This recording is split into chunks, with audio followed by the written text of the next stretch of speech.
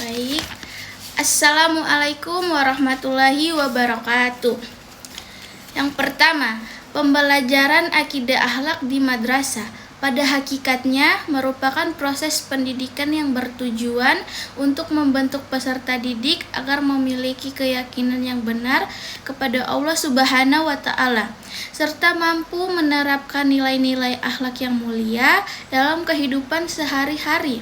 Akidah berkaitan dengan keimanan dan keyakinan, sedangkan akhlak berkaitan dengan perilaku manusia yang mencerminkan nilai-nilai Islam. Oleh karena itu, pembelajaran akidah akhlak tidak hanya menekankan aspek pengetahuan, yaitu kognitif, tetapi juga aspek sikap afektif dan perilaku nyata psikomotorik. Landasan teologis pembelajaran akidah akhlak bersumber dari Al-Quran. Quran Surat Al-Ahzab ayat 21 yang berbunyi, A'udzubillahi minasyaitonirrajim. Bismillahirrahmanirrahim. Laqad kana lakum fi Rasulillahi uswatun hasanatun liman kana yarjullaha wal yawmal akhir wa dzakarallaha katsira, yang artinya, sungguh pada diri Rasulullah SAW benar-benar suri teladan yang baik bagimu, yaitu orang yang mengharap rahmat Allah Subhanahu wa Ta'ala dan kedatangan hari kiamat, serta banyak yang mengingat Allah. Ayat tersebut menunjukkan bahwa Nabi Muhammad SAW merupakan teladan utama dalam pembentukan akhlak umat Islam. Menurut saya, pembelajaran akidah akhlak menjadi dasar paling penting dalam pembentukan karakter peserta didik, karena akhlak yang baik lahir dari akidah yang kuat. Yang kedua, pada kurikulum sebelumnya, pembelajaran menggunakan KI. KI itu yaitu kompetensi inti dan KD kompetensi dasar. KI berfungsi sebagai gambaran umum kompetensi yang harus dimiliki peserta didik, sedangkan KD merupakan rincian kemampuan yang harus dicapai pada setiap materi pembelajaran. Sementara itu, dalam kurikulum Merdeka digunakan istilah CP, yaitu capaian pembelajaran.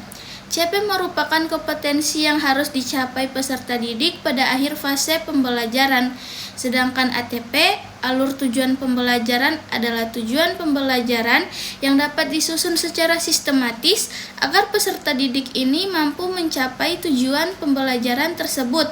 Perbedaan utama KI, KD, dan CP dan ATP terletak pada pendekatan pembelajaran KI dan KD cenderung berinteraksi pada target materi per kelas, sedangkan CP dan ATP lebih fleksibel. Dalam pendekatan OBE atau Outcome Based Education, hubungan CP, TP, ATP sangat penting. CP menjadi hasil akhir yang ingin dicapai, TP menjadi kompetensi spesifik setiap pertemuan, sedangkan ATP menjadi alur sistematis untuk mencapai tujuan tersebut. Dengan demikian, seluruh proses pembelajaran berfokus pada hasil nyata. Yang ketiga, peserta didik madrasah memiliki karakteristik psikologis, sosial, dan religius yang perlu dipahami guru agar pembelajaran menjadi lebih efektif. Yang pertama, ada karakter psikologis. Peserta didik di usia remaja cenderung mengalami perkembangan emosi yang belum stabil, rasa ingin tahu yang tinggi, serta kebutuhan akan pengakuan dari lingkungan.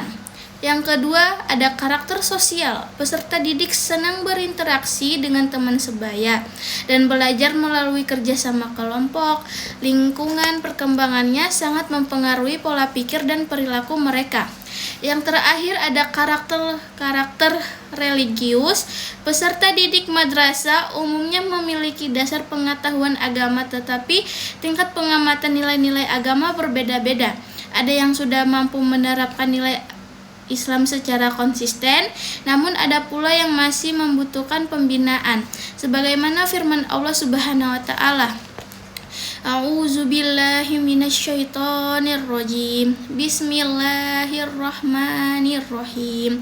Ud'u ila sabili rabbika bil hikmati wal mau'izatil hasanati wajadilhum billati hiya ahsanu inna rabbaka huwa a'lamu biman dhalla an sabilihi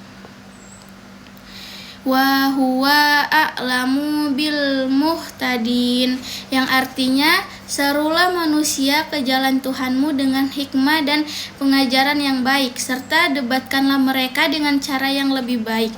Sesungguhnya Tuhanmu dialah yang paling tahu siapa yang tersesat di jalannya, dan dia pula yang tahu siapa yang dapat petunjuk. Yang keempat, internalisasi nilai iman dan akhlak sangat penting di era digital, karena peserta didik hidup di tengah perkembangan zaman dan teknologi media sosial yang sangat cepat. Jika mereka tidak memiliki dasar iman dan akhlak yang sangat kuat, peserta didik ini mudah terpengaruh oleh budaya negatif seperti perundungan sosial, ujaran kebencian, dan hoaks. Contoh perilaku remaja masa kini yang mencerminkan perundingan sosial itu adalah seperti menggunakan media sosial untuk menyebarkan dakwah. Sedangkan contoh penyimpangan negatif adalah cyberbullying, hoaks, dan konten yang tidak sopan. Yang kelima, model PBL dapat diterapkan dengan memberikan masalah nyata seperti cyberbullying atau hoaks di media sosial. Lalu, peserta didik ini mereka diharapkan mencari solusi dari cyberbullying atau hoaks itu melalui nilai-nilai Islam yang ada. Sedangkan PJBL dapat dilakukan melalui proyek membuat poster atau video tentang akhlak yang baik dan penggunaan media sosial yang baik. Sekian, terima kasih. Wassalamualaikum warahmatullahi wabarakatuh.